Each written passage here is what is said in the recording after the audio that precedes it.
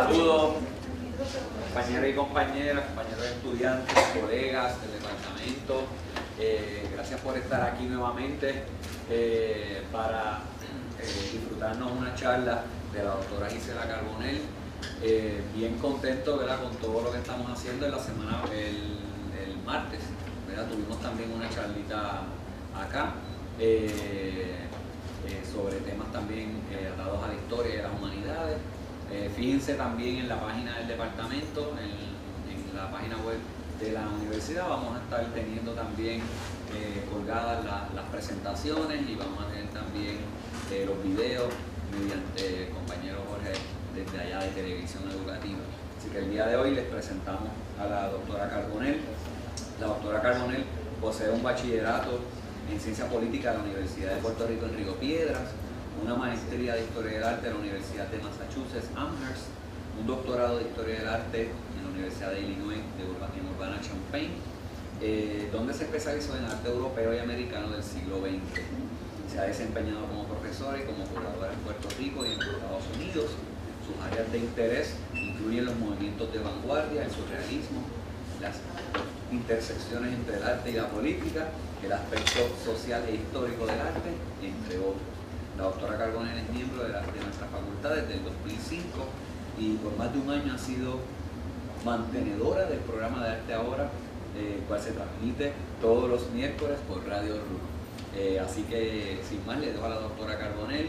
Espero que elaboren preguntas, ¿verdad?, en un tema tan importante como el arte y la política, precisamente en momentos como los que estamos viviendo, ¿verdad?, a una semanita, ¿verdad?, del proceso eleccionario, ¿verdad? Y obviamente el rol del arte como, ¿verdad?, una dinámica también de persuasión social. Así que bueno, sin más le dejo a la doctora Carbonell, muy agradecido.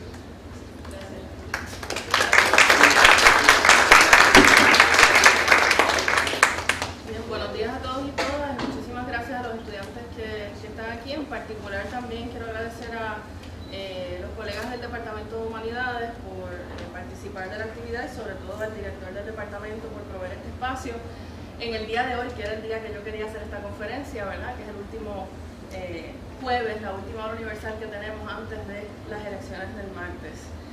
Quiero aclarar porque varias personas me han ido preguntando a medida que han visto el afiche, ¿verdad?, que también le agradezco al profesor Hernández la realización del afiche, que quedó muy bonito para esta actividad, que no voy a hablar de los 6 partidos, ¿verdad? Solamente para aclarar eso. Bien, voy a poner esta cita por aquí para reflexionar un poquito entonces en lo que comenzamos. Voy a leer la presentación y me gustaría entonces que reflexionen sobre lo que voy discutiendo y las imágenes, para que entonces al final de la presentación podamos tener un diálogo, un debate, una discusión, como usted lo quiera llamar, o aclarar cualquier pregunta, ¿verdad?, sobre las imágenes que voy a mostrar. Tenemos un pequeño problema técnico con el proyector, así que las imágenes tienen por alguna razón un tinte verde. Así que si usted tiene duda, porque a lo mejor alguna de las obras no las conoce, le vamos a facilitar la presentación a través de la página del departamento más adelante para que las puedan ver en el color original, ¿verdad? Algunas las conocen y se darán cuenta pues cómo el proyector nos cambia los colores. Bien, en su análisis sobre el poder y el valor de las imágenes en la cultura popular, el historiador del arte William Thomas Mitchell se pregunta, y cito: ¿qué pasa con una imagen cuando esta es el foco de sobre- y subestimación simultáneamente? Y cuando tiene un valor excedente. ¿Cómo es que las imágenes acumulan un valor tan desproporcionado con su importancia real? Cierro la cita. Y más adelante en el mismo texto, What Do Pictures Want?, Mitchell parece apuntar algunas posibles contestaciones a sus interrogantes cuando declara, y cito: por el lado de la crítica pública, las reglas de los medios masivos de comunicación hacen obvio el dominio de la imagen. Las imágenes son fuerzas sumamente poderosas, se les culpa por todo, desde la violencia hasta el deterioro moral, o por otro lado son denunciadas como meras cosas irrelevantes, sin valor, vacías y vanas. Cierro la cita. Estas palabras de Mitchell tienen resonancia en relación al tema en cuestión que nos ocupa hoy, el arte y la política durante este año en particular. Yo añadiría que el poder de la imagen se conforma y se acumula a medida de su contexto, así las valide, a través de manifestaciones contundentes que se valoran de acuerdo al momento histórico que las produce. No es esto menos cierto en el espacio de lo político, en el que una imagen puede resultar, quizás sin haberlo previsto así su autor, en un ícono. La política es una de esas áreas en las que más claramente se va transformando, se ve la transformación de una imagen en un ícono que se resuelve de acuerdo a las circunstancias de su contexto. Propongo analizar 3 instancias en las que se manifiesta este fenómeno. La campaña presidencial del 2008, con algunos apuntes a referencias históricas en el arte, la campaña presidencial de los Estados Unidos del 2012 y eventos internacionales que trascienden la designación de las llamadas propagandas. Una imagen que algunos estudiantes conocen. Desde la antigüedad, los políticos han utilizado la representación visual como un medio para proyectar la construcción de una identidad pública que representa el carácter y autoridad de la figura, a la vez que inspire confianza y seguridad en quienes la consumen. Nada más mirar los bustos de los emperadores romanos e incluso las esculturas de cuerpo completo es evidencia de esta tendencia, como por ejemplo el Augusto de Prima Porta del siglo I, que muestra al emperador romano como un soldado joven, seguro de sí mismo, dirigiéndose a sus tropas. El físico de esta figura, modelado en el Doríforo de Policleto, ejemplo a seguir del atleta proporcionado y perfecto de la antigüedad griega que tanto los romanos admiraron. No solo es un ejemplo del atleta perfecto, sino también de un militar, de una figura líder y además de una que disfruta del favor de las deidades, note el pequeño Cupido a su lado en el caso del Augusto. En épocas más modernas podríamos mencionar, que son muchos los ejemplos, pinturas como la del monarca francés Luis XIV de Jacinto Rigaud o la del rey Carlos I de Inglaterra pintada por Anton van Dyck. Ambas pinturas muestran a los monarcas de manera elegante y enfatizando su riqueza, autoridad y poder. Esa es la manera específica en la que querían ser conocidos entre aquellos selectos que tuvieran acceso a sus representaciones y cómo querían ser vistos por la historia. En otras palabras, desde la antigüedad hemos visto cómo el arte se ha utilizado como propaganda política, con resultados que demuestran su eficiencia en su alcance y trascendencia. En tiempos más recientes, en los cuales quizás no dependemos tanto de esculturas en lugares públicos para conocer a los líderes políticos, y en los que gozamos de medios de comunicación rápida y masiva, los objetivos del artista han sido redefinidos para un público heterogéneo que consume la imagen en distintos niveles. Ejemplo por excelencia, qué distinto se ve. Ejemplo por excelencia de este fenómeno es el afiche Barack Obama Hope del artista Shepard Fairey.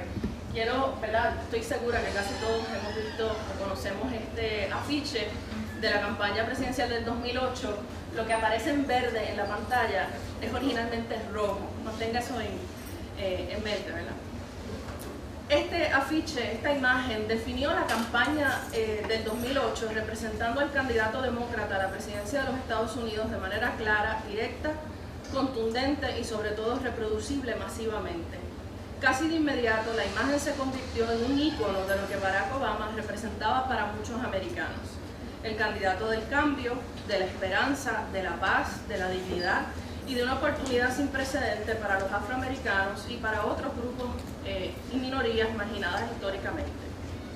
El artista, un joven americano practicante del graffiti y del arte urbano, el cual es usualmente efímero, inmortalizó a Obama en esta representación, la cual no ha sido exenta de controversia. Acompañada por la palabra hope, esperanza, el entonces candidato Obama mira hacia un punto indefinido, su rostro relajado y su cabeza en alto, conformada por el rojo, que aquí se ve verde, azul y crema, y en su solapa el logo de su campaña, un sol naciente como símbolo de esperanza y de futuro, conformado en la inicial de su apellido. Pero, como se ha sabido, Obama no posó para el artista, sino que éste apropió una fotografía del candidato, la editó y la manipuló para obtener el resultado que vemos en el afiche y que ha sido motivo de demandas. Y debo mencionar que esta imagen no fue el producto de un acuerdo entre la campaña del presidente Obama en el 2008, el candidato Obama entonces, y el artista, sino que surge de un deseo personal del artista de crear esta imagen. A pesar de las controversias sobre la apropiación y utilización de las imágenes en el dominio público, que podríamos quizás discutir en otra ocasión, es innegable la efectividad de una representación tan sencilla. Volvamos a la pregunta que planteaba Mitchell, que mencioné al principio de la presentación: ¿cómo es que las imágenes acumulan un valor tan desproporcionado con su importancia real? Sabemos la contestación en este caso. Obama fue el primer candidato afroamericano a la presidencia de los Estados Unidos. Acababa de derrotar a una mujer, Hillary Clinton, en las primarias demócratas, por lo que se vivió una primaria histórica, y representó para miles de personas una verdadera posibilidad de cambio, no solo en el aparato de gobierno, sino cambio en la visión de mundo de muchos americanos. Y además, ante la ausencia de una representación equiparable de su contrincante, que aquí se ve verde también, el senador de Arizona, John McCain, el afiche de Obama dominó el mundo político visual del 2008, ¿verdad? No hay un equivalente a esta imagen de Obama en el Partido Republicano en las primarias del 2008. La foto es la oficial del senador McCain, contrincante de Obama del 2008, ¿verdad? Esta no es la oficial, pero pues se ven las diferencias, ¿no?, en términos también de estereotipos de las figuras políticas tradicionales de los Estados Unidos.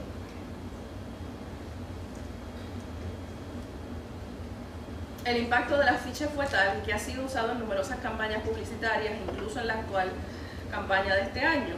Gracias a la recepción que tuvo la representación y por la fácil reproducibilidad de la misma, podríamos decir que Shepard Fairey creó lo que llaman en inglés un branding, la creación de una estampa que de manera clara y directa promueve a veces un producto o un servicio, algo visual con lo que un sector del público se identifica de manera inequívoca.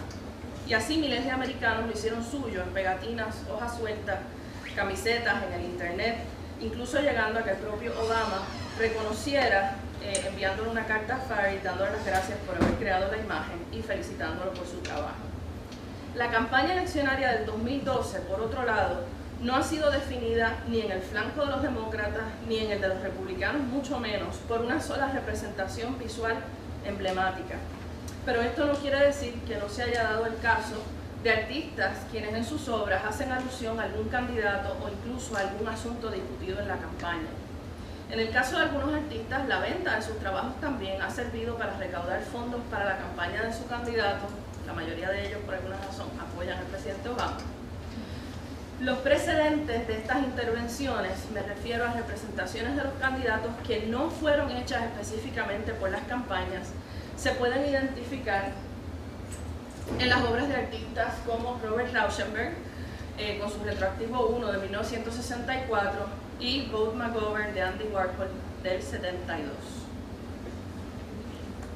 En Retroactivo 1, Rauschenberg mezcla distintos medios, utiliza la pintura al óleo, un medio tradicional usado para retratos de figuras históricas, y la serigrafía, uno identificado con la reproducción multiejemplar y la diseminación accesible a públicos más amplios. Rauschenberg, interesado en los temas de la actualidad relevantes en los años 50 y 60 y conocido por la integración de elementos de la cultura popular en sus obras, incluye aquí una fotografía del recién asesinado presidente americano John F. Kennedy, un año antes, dando uno de sus mensajes televisados.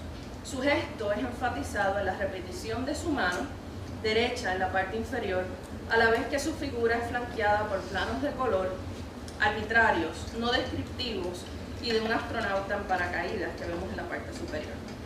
El artista coloca a Kennedy en esta y muchas de sus piezas, de sus otras piezas, como una figura icónica de la cultura popular americana que trascendió lo estrictamente político. En el caso de Warhol, y hay muchísimo más que pudiéramos decir de estas imágenes y analizarlas, ¿verdad? Pero estos son simplemente algunos puntos que quiero tocar, quizás podemos discutir más a fondo más adelante. En el caso de Warhol, su representación del contrincante republicano de Kennedy en el 60, Richard Nixon, es el personaje único en Vote McGovern de 1972. Nixon, quien consiguió la elección finalmente en 1968 y en el 1972, en esta última derrotando al demócrata George McGovern, a quien se hace referencia en la obra. Vote McGovern es una forma sencilla, que es una obra sencilla o una imagen sencilla que requiere poca explicación, demoniza, por utilizar alguna palabra, a Nixon a través de la aplicación arbitraria de color, la exageración de los gestos y la distorsión de la fotografía apropiada. Las referencias a expresiones populares americanas son evidentes. Nixon aparece, como se dice en inglés, foaming at the mouth y mostrando sus true colors, ¿verdad? Dos expresiones que se utilizan coloquialmente. No es de extrañarse que Shepard Fairey, probablemente, usara a Warhol como referencia para su afiche de Obama. En la actual campaña no han faltado artistas comprometidos con sus ideologías y no han sido tímidos en sus críticas. La publicación de un portafolio de trabajos gráficos de 19 artistas americanos ha resultado en una colaboración económica para la campaña a la reelección del presidente Obama. Las imágenes, tan diversas como los artistas que la crearon, en algunos casos abstractas y en otros casos alusivas a momentos específicos de la campaña, suman un total aproximadamente de $30,000 según aparece en la página de internet de la campaña del presidente.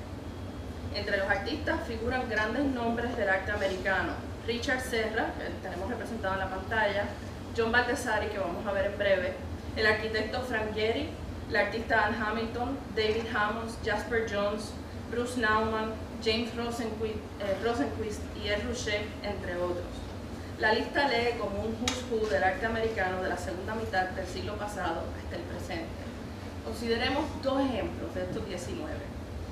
En No Rodney, Richard Serra, autor de múltiples obras de escultura arquitectónica en las que predominan las formas circulares, crea una esfera sobre una superficie oscura. Imperfecto, esquemático y hasta infantil, el círculo encierra un vacío que es tan ambiguo como las líneas que lo forman. El título de la pieza redime a la imagen. Como persuasivo trabajo de arte conceptual, su título, No Rodney, en letras mayúsculas, establece el negativo contundente que le da sentido y matiza su relevancia en el contexto específico actual. El rechazo al oponente del presidente Obama a través de la palabra funciona como declaración directa, mientras que la esfera mantiene su ambigüedad simbólica frente a esta. El círculo, alusivo quizás a la inicial del apellido del presidente, hace referencia a este sin que el mismo aparezca en la imagen. La negación a través de la palabra se juxtapone a la afirmación de la imagen símbolo. Si es relevante o no, estará por verse muy pronto. Al parecer, lo importante es que estos conocidos artistas puedan generar el interés necesario para que proceda la donación a la campaña. Para que tengan una idea de los números, son en esta campaña del 2012 19 artistas, cada uno ha contribuido una obra, y de esa serie pues se han publicado 150 ejemplares, así que usted multiplica y ahí tiene el número. Ha habido otros, y quiero mostrar este que aparece en el afiche de la actividad, que han trabajado directamente con el presidente, el retratista americano Chuck Close. Estos que están viendo son tapices que él hace a partir de unas fotografías que él tomó del artista. Él es uno de los contribuyentes que ha donado a la campaña, y que el presidente pues aceptó hacer una sesión fotográfica con él.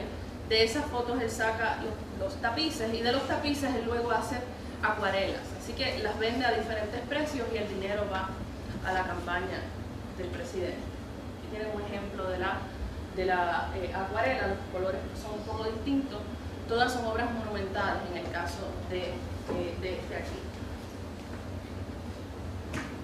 En el caso de John Baldessari, su double play Feelings alude a la controversial anécdota del candidato y exgobernador de Massachusetts, Mitt Romney, el contrincante de Obama, quien, según se divulgó en la prensa americana, llevó a su perro, Seamus, un Irish Setter, en una jaula sobre el techo de su carro en un viaje familiar desde Massachusetts hasta Ontario por 12 horas.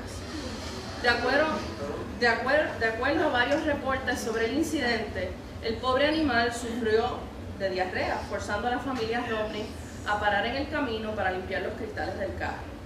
Este evento sucedió a principios de los años 80, provocó la reacción de muchos en las primarias del 2008 y reaparece esa historia en el 2012, tanto así que se ha creado hasta una página en la red en la cual, con humor y sátira, los perritos demuestran su rechazo al candidato republicano.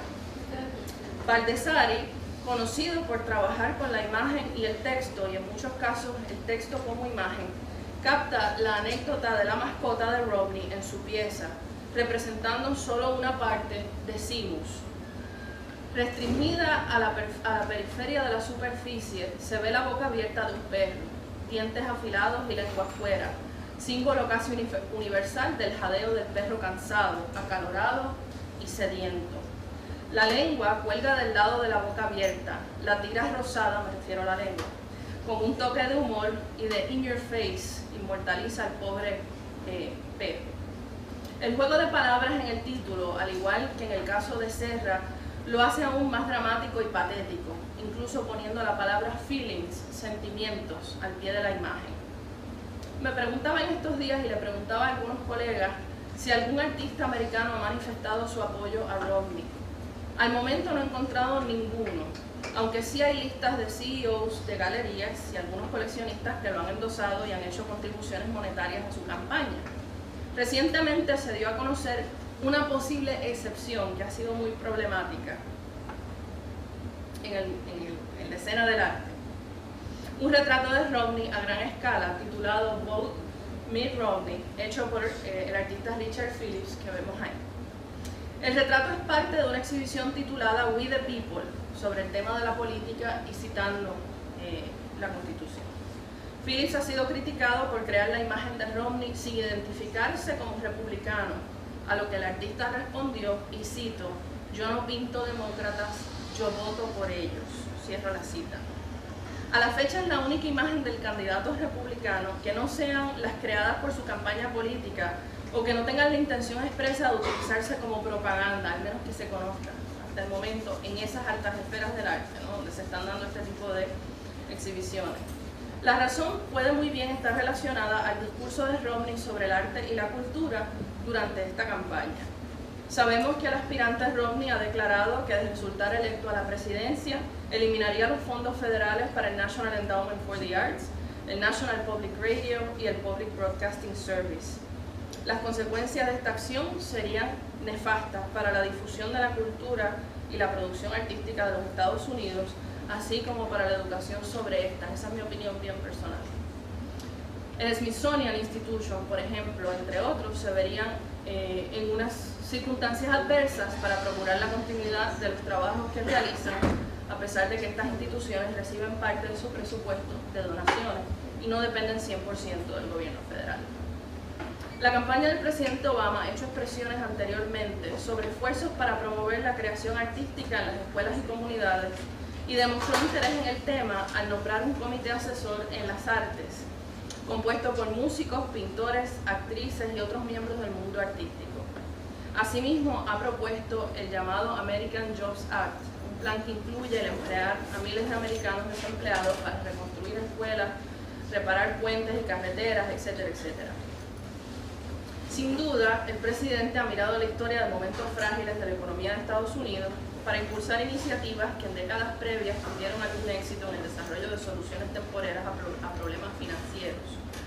Me refiero particularmente a estrategias relacionadas con el estímulo de la creación artística durante la administración del presidente Franklin D. Roosevelt. En el 1935, como parte del nuevo trato, se creó el Works Progress Administration, una de las ramas más significativas en el desarrollo del arte americano del siglo XX. Bajo esta fue el Federal Arts Project. Este último se crea con el objetivo de emplear artistas desempleados para que crearan obras con las que decorar espacios públicos y a su vez educar al pueblo. El WPA, como se conoce tradicionalmente, empleó a más de 8 millones de personas en aquel momento, en los años 30, en un periodo de aproximadamente 8 años. Y muchos de estas personas fueron artistas adscritos al Federal Arts Project. Estos, muchos de los cuales se convirtieron en íconos del arte americano poco tiempo después, crearon afiches para promover el arte americano, la literatura, el teatro, así como para educar a la población, hacer pinturas murales, esculturas y monumentos para escuelas, hospitales y parques. Entre los artistas que participaron del WPA están figuras conocidísimas como Stuart Davis, Thomas Hart Benton, Jacob Lawrence, Ben Shank, Mark Rothko, Diego Rivera y Grant Wood, entre muchos otros. La lista es extensa e impresionante. Fueron muchos de estos artistas los que conformaron un arte americano vernáculo y contemporáneo al mismo tiempo, claro está, con las debidas excepciones. Ahora, el presidente Obama lanza una campaña basada en lo que fue la WPA, aunque en mucho menor escala, y como parte de este esfuerzo ha hecho una convocatoria nacional para el diseño de afiches que promuevan los puntos principales del American Jobs Act y la reelección del presidente. La convocatoria lleva por nombre Artworks, a Poster Contest to Support American Jobs. Habrá que ver qué papel jugarán estos afiches, no solo en la política del momento, sino a largo plazo. El impacto que tengan en la historia del arte americano, como la tuvieron las obras creadas por aquellos que empleó el Federal Arts Project en la década del 30 y del 40, solo el tiempo dirá. Con una campaña presidencial tan cerrada, donde cada expresión emitida por los candidatos se convierte en un talking point, como dicen en la prensa americana, a pocos minutos en la prensa y en las redes sociales, la cultura y el arte no encuentran lugar en el discurso político que no sea para los sectores republicanos, en la mayor parte de los casos, reafirmar su desaprobación a una relación entre el gobierno federal y la expresión artística. Fuera del discurso de la campaña política de los Estados Unidos, también ha habido instancias este año en las que artistas han asumido como objeto de sus creaciones a figuras políticas sin necesariamente hacer una declaración política respecto a ellos o a sus ideologías. Este es el caso de los dos artistas que se ven representados en la pantalla, Jenny Saville y Luca Del Baldo, quienes han escogido representar al líder libio Muammar Gaddafi.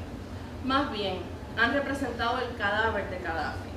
La muerte de este fue reportada, obviamente, de manera amplia, con vídeos de su cuerpo sin vida apareciendo en los medios de comunicación en octubre del 2011. En una presentación reciente, la artista Jenny Saville, quien aparece ahí con su retrato del cuerpo de Gaddafi, explicó por qué escogió pintar a Gaddafi. Dice el artista, y cito, "Lo que encontré más morboso sobre las imágenes de Gaddafi en la prensa no fue su cadáver o la iluminación, sino los teléfonos. Estaba ese cuerpo increíble acostado en el piso de un almacén y tenía alrededor cientos de manos aguantando teléfonos celulares fotografiando". Cierro la cita.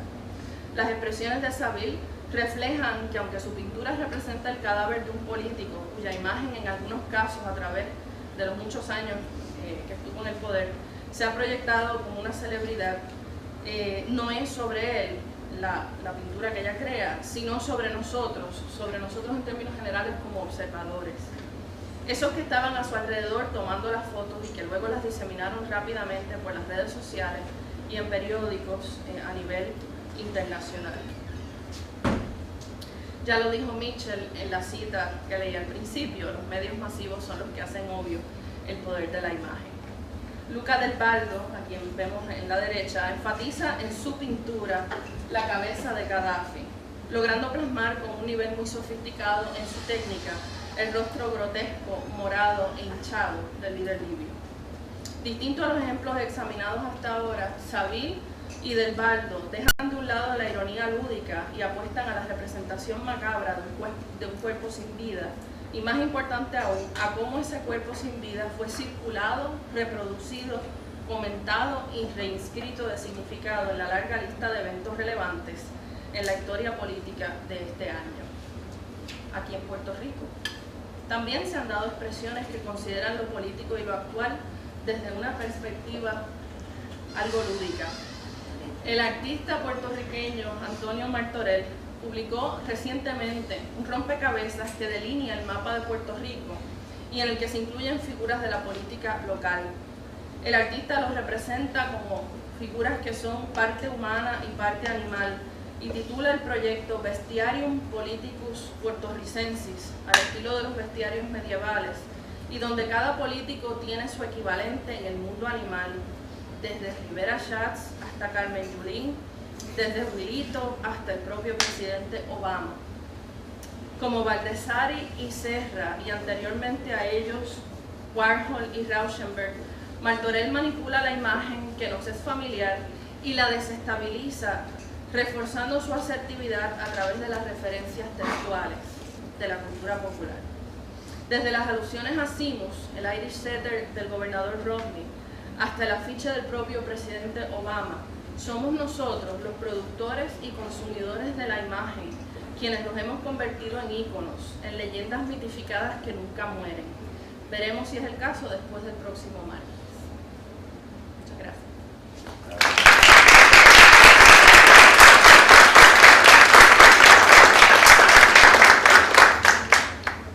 Tenemos tiempo para preguntas, comentarios, expresiones. ¿Alguna pregunta, algún comentario? Sí. ¿Perdón? No se escucha para que salga la grabación. ¿Qué se basa en la campaña? Eso yo se lo dejo a los científicos políticos y lo veremos el martes. Pero me alegra que preguntes eso porque a veces es difícil, lo confieso. A veces es difícil cuando uno hace análisis de imágenes, supongo que a los que analizan textos, la literatura y otras formas de expresión cultural, es difícil uno hacer el análisis y tratar de distanciarse de su posición personal. Uno tiene que tratar de ser lo más objetivo posible, ¿verdad? Por eso hice la salvedad en algunos casos. Estoy estudiando estos ejemplos de artistas que apoyan al presidente Obama, pero no hay equivalentes en la campaña de Romney, los que encontré los traje. Pero eso no quiere decir que yo esté apoyando a uno o al otro, ¿verdad? Pero es muy difícil tratar de ser objetivo. Yo creo que la objetividad completa analizando este tipo de cosas no existe. Yo quería añadir una cosita también respecto, ¿verdad?, también al asunto de las campañas, la que me parece interesante, ¿verdad? Nosotros vimos todo el proceso de crear obras específicas, artísticas, ¿verdad? Pero el manejo de la imagen va mucho más allá también, ¿verdad? Tiene también un carácter de manejo en las campañas que tiene que ver hasta cómo se construye el cierre de campaña, ¿verdad? La plataforma donde va a estar el presidente, ¿verdad? Eso lo vimos en la clase, ustedes lo vieron, ¿verdad? Algunos de ustedes, ¿verdad? Que en el caso del 2004, George Bush, 12 horas antes de que hiciera el cierre de campaña, transforma la plataforma donde va a ser presentado para crear un impacto mucho más fuerte sobre la gente que está allí, ¿verdad? Así que el manejo de la imagen también puede ir, ¿verdad? O la cuestión creativa puede ir más allá de las obras específicamente artísticas o distintivamente artísticas que hemos visto en el análisis de hoy. Así que se maneja también en los dos partidos. Y en ese sentido quiero añadir, por eso es que hay distintas instancias, ¿verdad?, que mencioné. Vimos algunas en las que el presidente se sienta con el artista, posa para el artista en el caso de Obama. Hay otras en las que los artistas voluntariamente pues hacen una representación y resultó que fue acogida esa imagen y entonces se utiliza, ¿verdad?, en la cultura popular para definir el carácter de ese candidato. Y entonces tenemos otras donde son los artistas mirando eventos internacionales y utilizándolos como sujetos en sus obras para representarlos. Así que hay como distintos niveles de cómo estas figuras aparecen en el arte. Y por otro lado, entonces tienes el asunto de la política pública, en el caso de Obama, haciendo proyectos para estimular la creación artística, ¿verdad? Quizás algo parecido a lo que había hecho Roosevelt en los años 30 que mencioné. ¿Alguna otra pregunta o comentario? Comentario, utilizando lo que comentó Ari de la manipulación de la imagen, el elemento de diseño que está presente en todo este tipo de esfuerzos, a su vez tiene un efecto de sensibilizarnos. Imágenes como la de Obama, que entonces se convierten en íconos que recogen todo este sentir, este pensamiento, pero también desensibilizan, tanto anuncio, tanto bombardeo, tanto jingle, también pues, uno empieza a sacarle el cuerpo un poco y impide que cosas como estas tengan ese efecto artístico profundo. Como de comentario, sí. Es que trabajamos estos temas y obviamente el asunto de la persuasión es bien bueno, ¿verdad? Sobre todo obviamente en estos momentos. A mí en el caso de las campañas, ¿verdad? Yo tengo una experiencia bien particular, ¿verdad? Siempre también se lo cuento a los estudiantes, hablando en particular de la campaña de ahora, de nosotros, ¿verdad? Lo que se va a ver en 6 días, ¿verdad? En varios días. Yo tengo una amiga, ¿verdad?, que trabaja con Alejandro García Padilla y entraron un montón de críticas a Alejandro García Padilla y yo me uno a varias de las críticas que estamos discutiendo ahí y y la compañera me dice, yo lo único que necesito es esto, ¿verdad? Y saca el celular con una foto de García Padilla, ¿verdad? O sea, que solamente necesita el poder de la imagen para poder convencer, ¿verdad? Y persuadir. Así que es bien interesante esa cuestión con el arte, porque tú puedes tener, ¿verdad? Gente que puede tener unos proyectos políticos bien interesantes, necesarios, urgentes, en todos los renglones ¿verdad? de lo que puede ser la administración pública, y le puede servir a ellos como le puede servir a los que no lo tienen, ¿verdad? Así que en ese sentido, ¿verdad? La persuasión va para los dos lados, ¿verdad? Y eso es bien, o sea, a mí me causó, ¿verdad? Mucha Yo quería añadir a lo de la propaganda, ¿verdad? El efecto de la propaganda de ser negativa o positiva. Los mismos políticos son conscientes de eso, porque ayer mismo salió recientemente en el periódico cómo ellos recojan sus fotos, ¿verdad? Cómo se trabaja la imagen de ese político para que proyecte algo en particular para manipular, ¿verdad? El pueblo, ¿verdad? Y cómo han retocado la mayoría de los políticos nuestros para que queden exactos y perfectos, ¿verdad?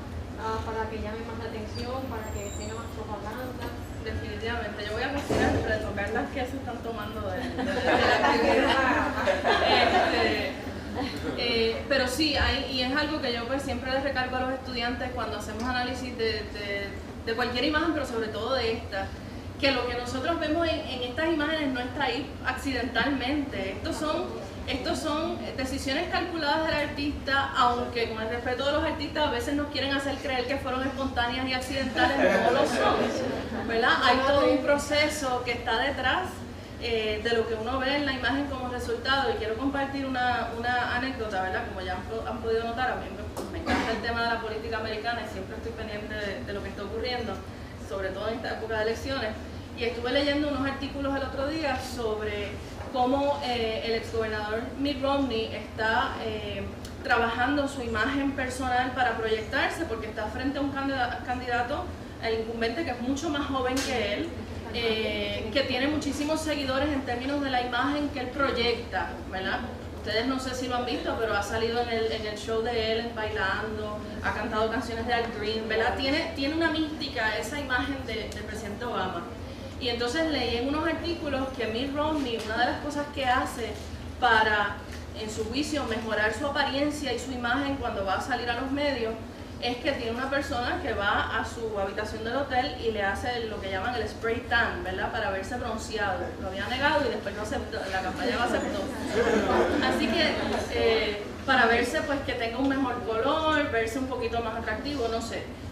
La cosa es que hay una intención, ¿verdad? De lo que yo llamaba en ese branding, que es como cuando una compañía publicitaria crea la imagen de un producto para que el producto sea atractivo, para que la gente se enganche con esa imagen, ¿verdad?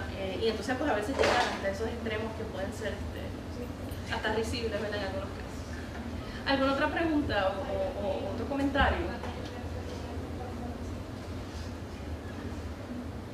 Sí.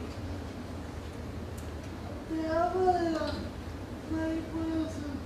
¿Usted cree que esa manipulación causa efecto? Que porque a causa de la manipulación terminan votando por ellos, que Bueno, yo no diría que solamente por eso a lo mejor algunos electores tomen la decisión de votar, pero yo creo que precisamente se hace porque sabemos que tiene un efecto y que es un cúmulo de un montón de factores, ¿verdad?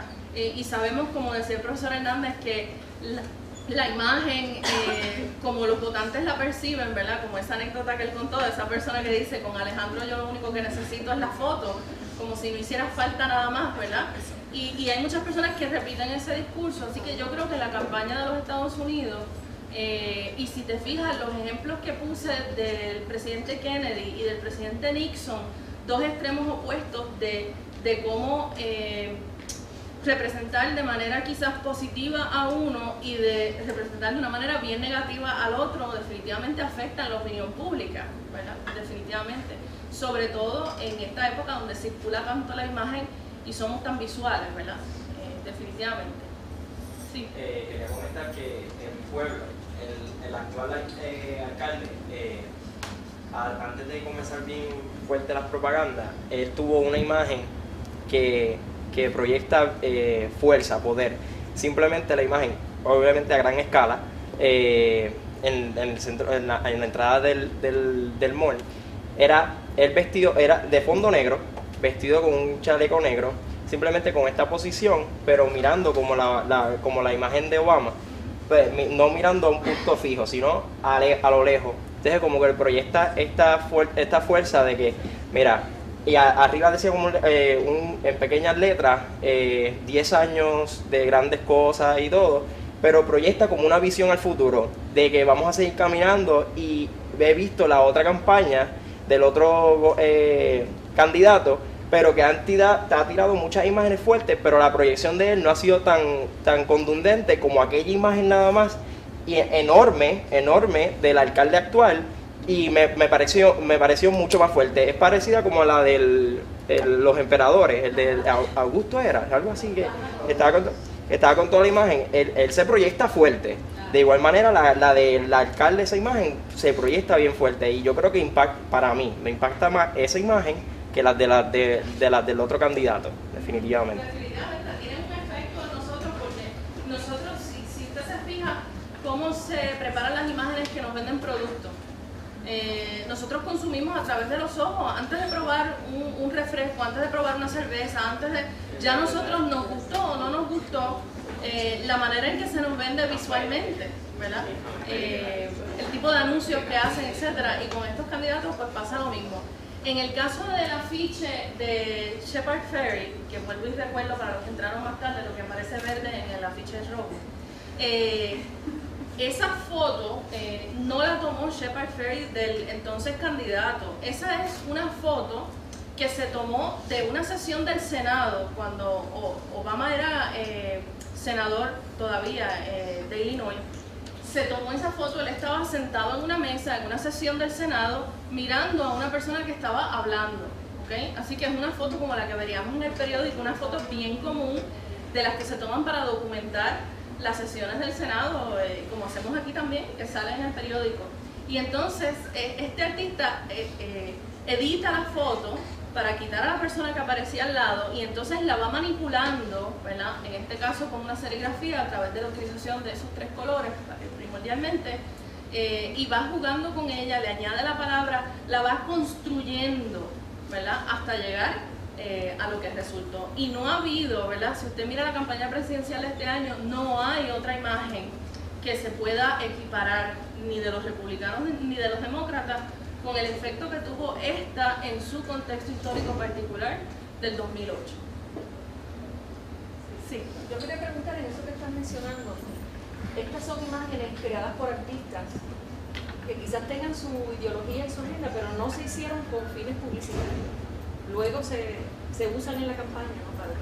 En el caso del afiche de Shepard Fairey fue así.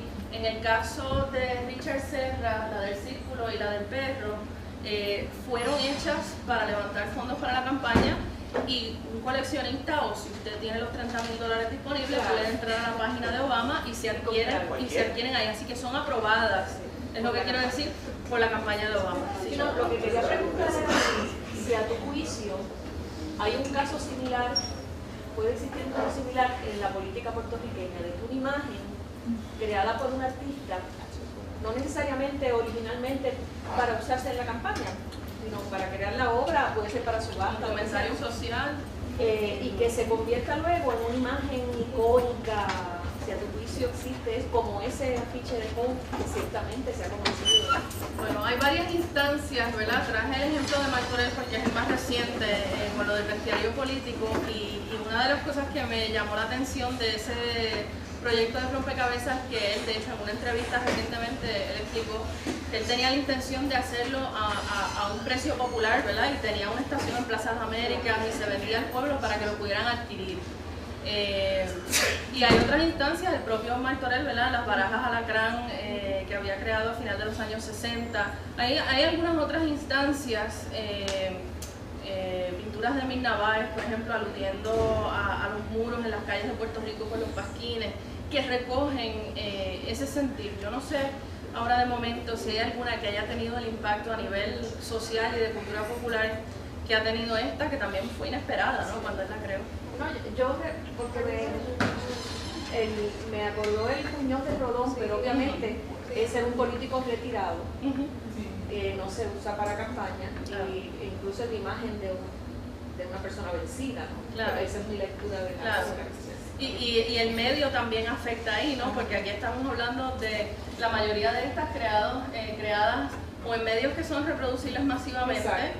O en el caso de Rauschenberg, por ejemplo, con la imagen de Kennedy, recortando imágenes de periódicos y revistas que él veía, y entonces utilizando pintura, mezclando pintura con esos medios de reproducción masiva. Así que también en el medio hay una cuestión distinta en términos de la accesibilidad que tiene esa imagen. ¿Hay alguna otra pregunta o comentario?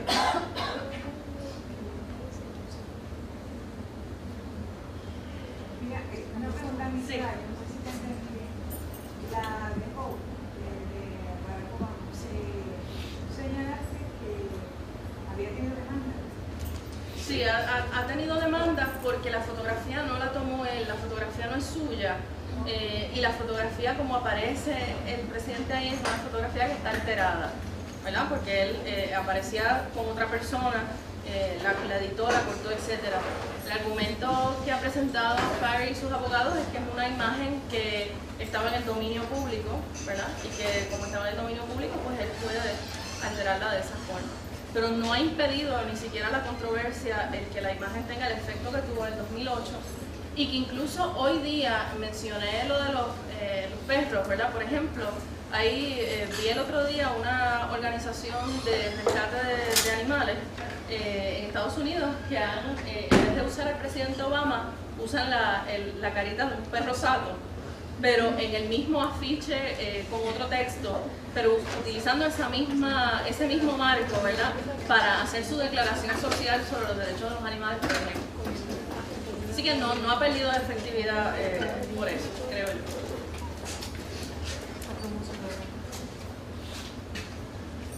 Otra pregunta o comentario.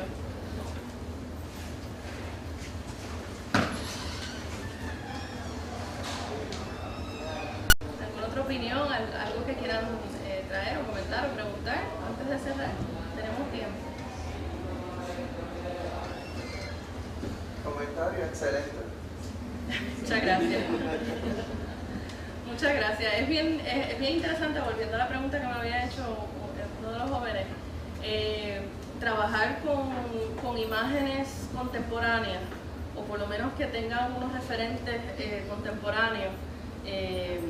Es bien distinto a cuando uno trabaja esas imágenes históricas como la de los emperadores, etcétera, etcétera, donde uno está removido de ese contexto, está distanciado de ese contexto, y entonces pues creo que la mirada es un poco, podría ser más imparcial o podría ser meramente histórica, ¿verdad? Pero trabajando este tipo de imágenes, siguiendo la campaña y teniendo yo mis opiniones personales como las tenemos todos, pues a veces ese juego, ¿verdad? Entre cómo yo miro la imagen, qué lectura le voy a dar y cómo la voy a posicionar en un contexto más amplio, ¿verdad? Que trascienda lo local o que trascienda lo inmediato, pues es verdaderamente un reto. Ahora que usted lo menciona, se ha dado un fenómeno muy particular desde el primer debate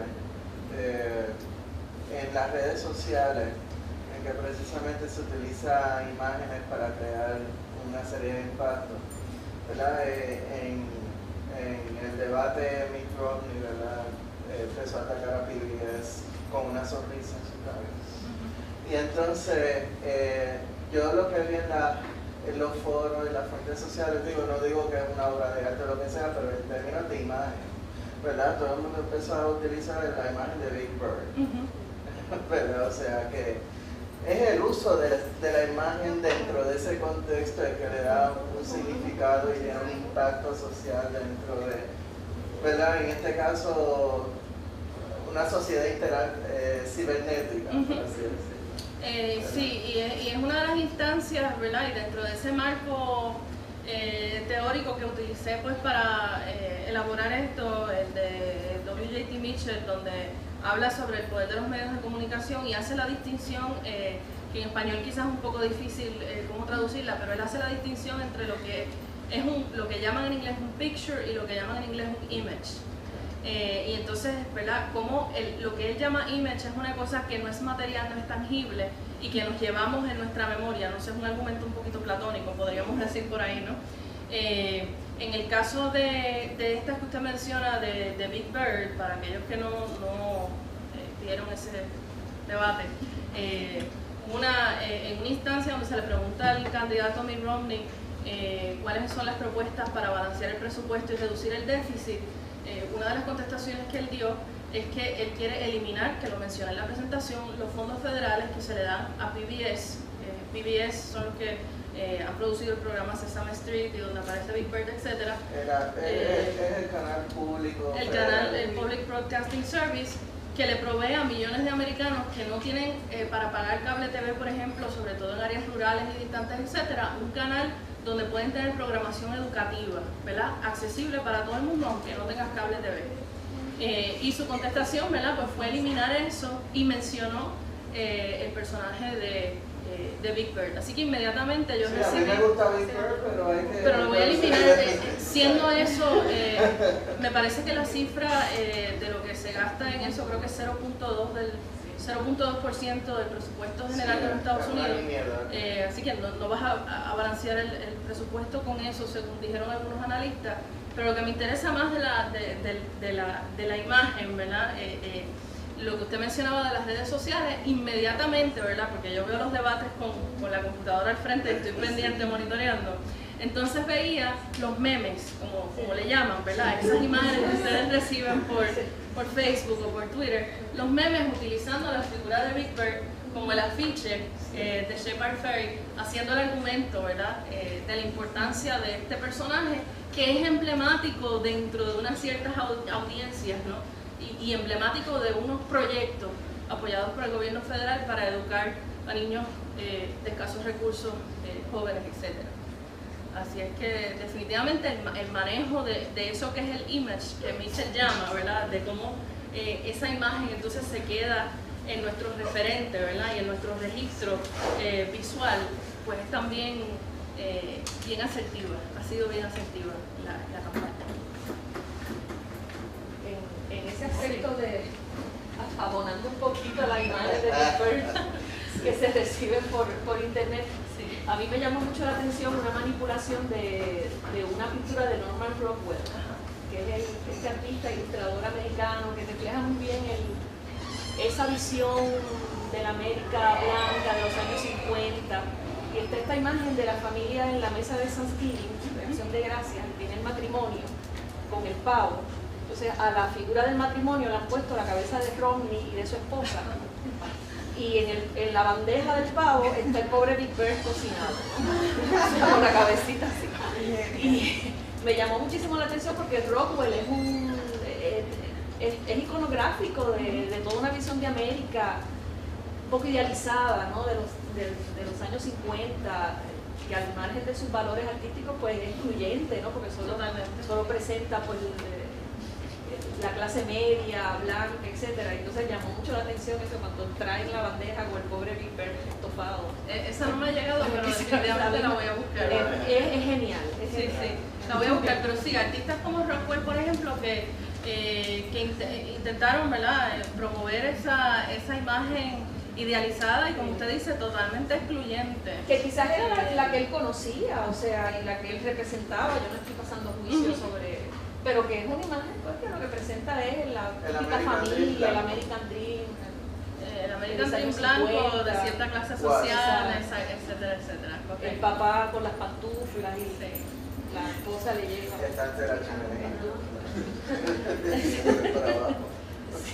Sí, definitivamente. Me llamó mucho la atención. Esas son un contraste, ¿verdad? A mí me gusta muchísimo la de Warhol, ¿verdad? La representación de Nixon en la de Warhol me parece sumamente interesante porque en el caso de Serra, ¿verdad?, donde él hace la referencia al rechazo a Romney y el apoyo a Obama sin que Obama ni Romney aparezcan en la imagen, en el caso de Nixon el apoyo es a otra persona, no es a ese que aparece, ¿verdad? Así que todo ese juego también de cómo se leen estas imágenes son totalmente distintas, esas tradicionalistas, ¿verdad? Y obviamente apelan a audiencias distintas. Así que hay que ver también quiénes las consumen, ¿verdad? En el caso de las de Gaddafi, pues también esas imágenes, como leí la cita del artista, ¿verdad? No son sobre el líder político, son sobre su cadáver, pero tampoco son sobre su cadáver, son sobre cómo nosotros, como público consumimos, ¿verdad? Visualmente eso que se nos presenta. Ya esas pues caen en un renglón distinto porque no creo que la intención sea hacer un statement ideológico, sino más bien un statement artístico y sobre las comunicaciones y sobre nuestro mundo actual a través del arte. Así que son instancias un poco distintas. ¿Alguna otra pregunta? ¿Otro comentario?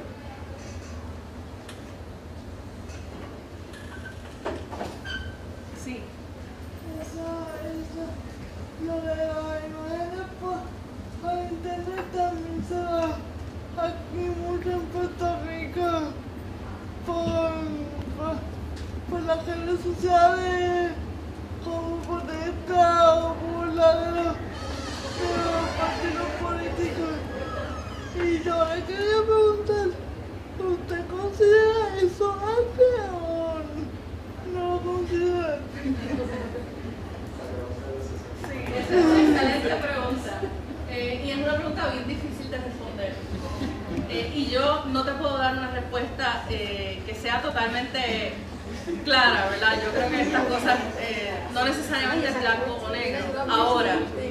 Ahora, sobre lo que tú traes de las imágenes, por ejemplo, que circulan aquí en las redes sociales también, en las revistas, en las sátiras, las parodias, con los candidatos de aquí, ¿verdad? Todos hemos visto las fotografías de Fortuño, de la pollina de Fortuño, etcétera, etcétera, ¿verdad? Montones de estas imágenes que yo creo que es más la manipulación que se hace de esa imagen, lo que está en cuestión, que la creación de la imagen misma. Yo creo que ahí es donde podríamos hablar de si es arte o no, ¿verdad? Pero me parece a mí que lo interesante de esas imágenes en este contexto es cómo esas imágenes circulan en la cultura popular. ¿Qué hacemos con ellas, verdad? ¿Qué texto le ponemos cuando las mandamos por las redes sociales? ¿Cómo se editan? ¿Cómo se utilizan? Como lo que mencionaba la profesora, ¿verdad? Que apareció ayer en el periódico de los candidatos utilizando Photoshop para mejorar su imagen. Profesor. Sí, es que la pregunta y lo que surge, ¿verdad?, en la discusión me recuerda una cita del maestro Juan Hacha que decía que el arte es virulento, ¿verdad? Entonces, eso es, o sea, compararlo, ¿verdad? Es como, ¿verdad?, se adapta, se cuela, se posiciona donde sea de la experiencia humana, ¿verdad? Entonces, definirlo, ¿verdad?, el proyecto, ¿verdad?, con arte con A mayúscula, pues esa es la pregunta, como dice el profesor, desde los 64.000 chavitos. Es bien difícil, ¿verdad? Es bien difícil porque el concepto arte, ¿verdad?, puede variar dependiendo, ¿verdad? Dependiendo del contexto. Por ejemplo, la imagen de Obama, un tipo de imagen como esa, hace 50 años atrás no se hubiese considerado arte, se consideraba propaganda, ¿verdad? Como se consideraban, por ejemplo, los afiches de la Rusia de la Revolución Bolchevique, o incluso afiches de la Alemania nazi o de la Guerra Civil Española, son afiches, la gente usualmente los consideraba propaganda. Hoy en día esas imágenes nosotros las leemos de manera distinta, con otros referentes en el arte, y por tanto las tomamos de manera diferente, las leemos de manera diferente, y entonces a veces, como dijo el profesor, ¿verdad?, pues las denominamos arte con A mayúscula, dependiendo del contexto, ¿verdad?, del que las estemos evaluando. Pero esa es una discusión bien amplia y es una pregunta muy buena porque tiene muchas avenidas para explorarse, ¿verdad?, y diferentes tipos de ramificaciones. Y otra pregunta, para usted, ¿cuál es la diferencia entre propaganda y arte? Otra pregunta. Yo Yo también quiero hablar de eso. Yo le voy a pasar Yo a la también quiero hablar de eso. crítica. Bueno, en el caso de la propaganda, pues tiene un uso bien particular, es bastante concreto, ¿verdad? Promover una idea bien específica, ¿verdad? O una persona, o, ¿verdad?, abonar, apoyar algo. El concepto de arte, y claro, vuelve a tu pregunta original también de qué es el arte y qué es el arte con A mayúscula, ¿verdad? este asunto pues tiene diferentes niveles, a niveles de pues, la idealidad de lo que puede ser el arte, ¿verdad? Porque yo puedo pensar, y una de las cosas que nosotros manejamos en las teorías, sobre todo fenomenológicas, es que el arte es comunión, ¿verdad? Es comunión humana a través de las esencias formales, que son los materiales, ¿verdad? Pues yo como artista puedo manejar eso desde mi quehacer artístico y mi proyección puede ser bastante formal, es decir, que tenga que ver con las emociones que yo pueda producirte a través de los materiales. Pero el fenómeno artístico, como dice la profesora, ¿verdad? También navega la experiencia humana y la experiencia política y obviamente, como dice, ¿verdad? Ahora mismo nosotros pensamos en un afiche que es arte, ¿verdad? Podemos entenderlo como arte con A mayúscula. Sin embargo, ¿verdad? Tú me lo preguntas a mí, yo te diría, no, pues arte con A mayúscula, ¿verdad? Tiene que ver con un proceso de humanización, ¿verdad? Si yo tengo que procesar eso a través de discursos y categorías bastante específicas, ¿verdad? Para mí ya hay una distancia, ¿verdad? Racional y científica, ¿verdad? En el proceso ideal del arte no procesaría, ¿verdad? Un discurso de pensamiento per se, sino más de sentir, ¿verdad? Lo que ese proceso artístico hecho por el artista te evoca en tu sistema operativo, ¿verdad? En tu cuerpo, y toda complejidad, ¿verdad? Es bien complicado, ¿verdad? Ahí yo creo que podríamos quizás llevarlo a la cuestión de la intención. La intención también, la intención con la que se crea una imagen no siempre, a veces define cómo esa imagen, cuál es la recepción que tiene esa imagen. Hay un montón de otros casos donde la intención con la que se crea no tiene nada que ver con la recepción de la imagen. Podríamos citar innumerables ejemplos, ¿verdad? Sobre eso. ¿Hay alguna otra pregunta o comentario? En la propaganda es bien específico, porque tiene un aspecto bien comunicativo, ¿verdad? Bien de conexión concreta de un mensaje. Digo, yo estoy por lo menos recordando de la conferencia de Darwin que dio hace algo de tiempo que hablaba un poquito del arte, ¿verdad? Hay un factor de impacto, ¿verdad? Que ahora se trae el factor de la intención, cuál es la intención y aspectos fenomenológicos, ¿verdad? Como qué es lo que siento cuando veo algo, ¿verdad? Yo creo que eso está incluido en el arte, no creo que la propaganda y el arte realmente son opuestos, ¿verdad? Puede utilizarse el arte para propaganda. Definitivamente. Y se ha utilizado, ¿verdad? Ese fue el caso de los emperadores que traje, el caso del rey Luis XIV, de Carlos I de Inglaterra. Son ejemplos de eso también, hay muchísimos otros. Bien, pues quiero agradecerles nuevamente a los estudiantes que vinieron, a mis colegas del departamento por el tiempo. Espero que estas imágenes les hagan quizás reflexionar un poco sobre algunos referentes históricos que tenemos, ¿verdad? De cara al martes. Así que muchísimas gracias por venir. Las imágenes, para que las vean con los colores correctos, las vamos a colgar en la página del departamento, que pueden acceder a través de la página del recinto. ¿Okay? Así que muchísimas gracias. Gracias a la profesora.